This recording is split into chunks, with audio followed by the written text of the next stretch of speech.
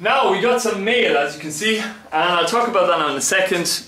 But this video is going to be about making an adjustable set of box jaw tongs. I already welded a piece on there to get started, and in my mind, rather than having, you know, a whole array of different tongs that can hold kind of flat stock, why not have something that can be adjustable and just hold more options of stock?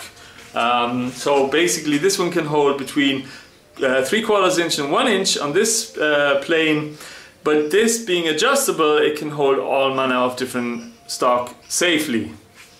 So that's what we're going to do today in today's video. That means then you may only need 2 or 3 tongs to do the whole thing. Now what have we got here? We've got a really amazing piece of wrought iron which was sent to me by Jessica and Roy Adams from Christ-Centered Ironworks. I really appreciate you guys sending this out to me. Something I wanted to work with for quite a bit. Such a beautiful steel. This is what the Eiffel Tower is made out of. And as my understanding is that it's some of the youngest wrought iron made, and they stopped pretty much after that making wrought iron because mild steel came along and weldability was just much more doable using a stick welder. I think you can't weld to wrought iron, and so it basically meant that wrought irons will stop being produced, and it was just too expensive in the end. So what are we doing? So we're going to be doing a collaboration between several other blacksmiths. Roy has kindly sent a piece of wrought iron to 2 other blacksmiths. We have Tim and John. So John Switzer from Black Bear Forge, and we have Tim from Big Dog Forge, and then we have, of course, Roy from Christ-Centered Ironworks, and myself. All 4 of us, we're going to be making whatever we want and just make a video out of it. And then that video is going to be put into a playlist where you at your own leisure can just check it out, check out all those videos, and I don't know, maybe get something out of it. So that's basically it, that's the challenge. Now what am I going to be making? Well, because I'm new to blacksmithing and using wrought iron anyway, I decided to make something much smaller. And I wanted to do something like historical, because this is a historic piece. So when I was in Germany, I did some metal detecting, and at about that depth I found a bill hook that I believe is at least 200-300 years old, because it was found at such a depth. I'm not entirely sure, but I think it was, and so I want to recreate that bill hook using traditional methods of blacksmithing. The only thing that I'm going to use, which is modern, is going to be on my forge, the electric blower. Just a little challenge I want to set myself, and I just want to, it's more about the feel of it. I want to see what these blacksmiths had to work with back in the day and hammer it all out by hand. And this thing is also a big challenge because I'm going to go for really thin material, and I know this can split on me, so I may end up being a failure. I may actually, but it should be interesting to watch the entire process, especially the case hardening. I might end up doing some blister steel, I don't know, we'll see. So that's upcoming, but for the time being, I think we're going to turn this now into an adjustable set of tongs. This was sparked by the whole fact that I got this piece sent to me, and as you can see, watch this now. I can hold it like this. This is going to be forge welding temperature, see? It dropping out of my set of tongs, so we do need something else here to hold it strongly and safely as well.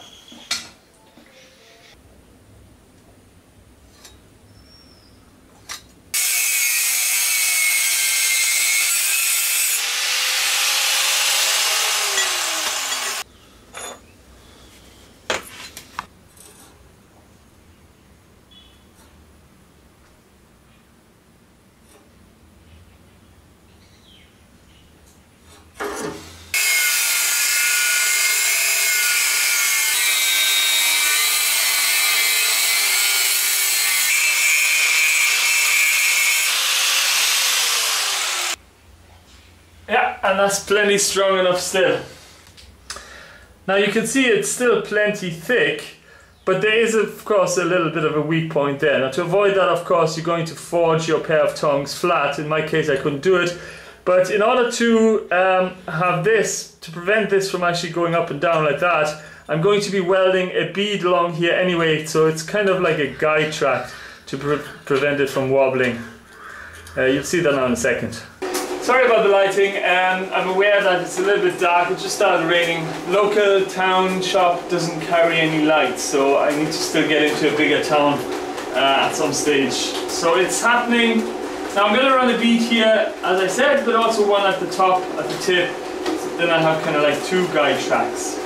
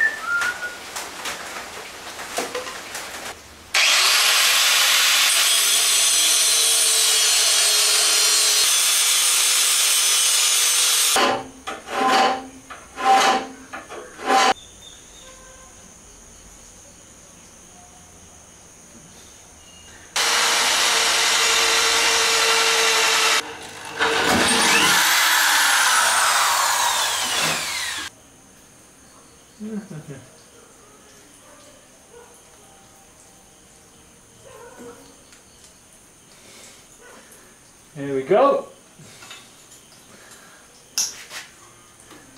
And furthest away, there we go. Now the actual grinder with a thick grinding disc did the trick, and now I can just get the file in there and just do the last bit by hand.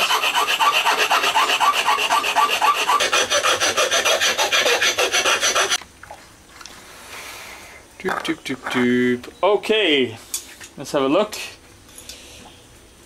That is pretty good. Pretty good, pretty good, pretty good. Now the next step is, if you have one of those things, I think it's called a tap, where you basically put threads into the hole, all you got to do then after that is cut off a small section of a bolt that it basically is flush with the inside of the jaws, and then you just get a washer and just screw that in there and you're done basically. Now I don't have one of those, so what I'm going to do is, I have this bolt and I'm going to screw that in there. That's going to make it nice and tight. Then I'm going to weld the back of it, clean it off with the angle grinder, and then we can actually give them a try and see if they actually work. Hey man.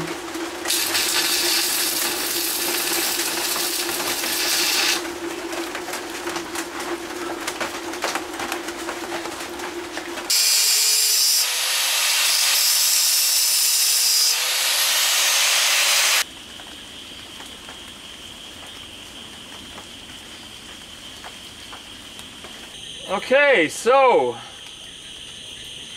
what do I actually think of them? I think they're great. Like, they're really great. I can't believe how well these are actually holding the material. So actually I'm really pleased with them. If you want to make some yourself like this, I think you probably would, it would be a good idea to actually try these without, you know, you won't have any regrets, basically is what I'm trying to say.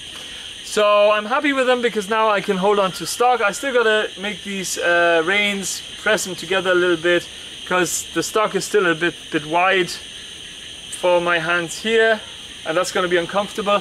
But other than that, I think we're good to go for making the bill hook, recreating this old, it's a tiny little thing, so you'll see it in the next video.